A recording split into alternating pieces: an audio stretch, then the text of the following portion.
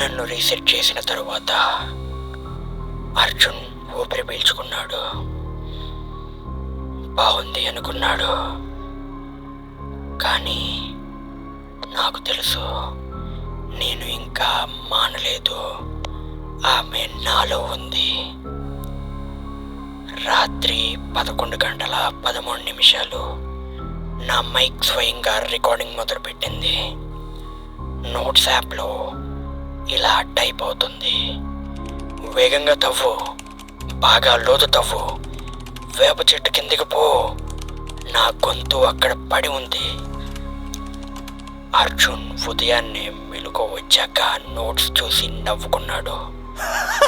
హే సిరి, మజాకా నీకు? అతనికి తెలీదు, సిరి లేదు, గూగుల్ అసిస్టెంట్ లేదు.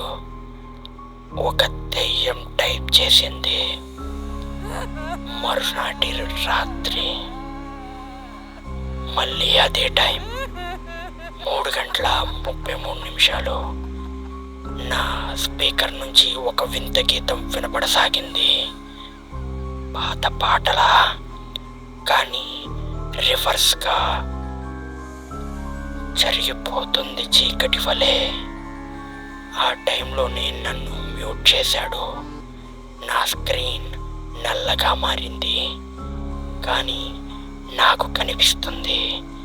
ఎందుకంటే నేను ఫోన్ కాదు, నేను గట్టి స్వరం. నేను ఆమె గుర్తు తెచ్చుకుంటుంది. అర్జున్ దెయ్యం పాట వింటూనే అపస్మారక స్థితిలోకి వెళ్ళిపోయాడు. నిద్రలో మాట్లాడుతున్నాడు.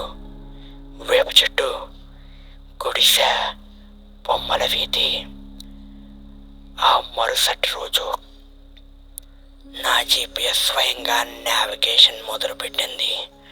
బొమ్మల వీధికి ఇంకా 2.3 కిలోమీటర్లు మిగిలి ఉంది. అర్జున్ టైప్ చేయలేదు. అతనికి ఆ పేరు ఎప్పుడూ తెలియదు. అర్జున్ ఫోన్ తెరిచి చూశాడు. కెమెరా ఆన్ అయింది. అందులో అర్జున్ ముఖం కనిపించింది. ఆమె వెనకాల నిలబడి ఉంది. అతని భుజంపై తలవాలింది.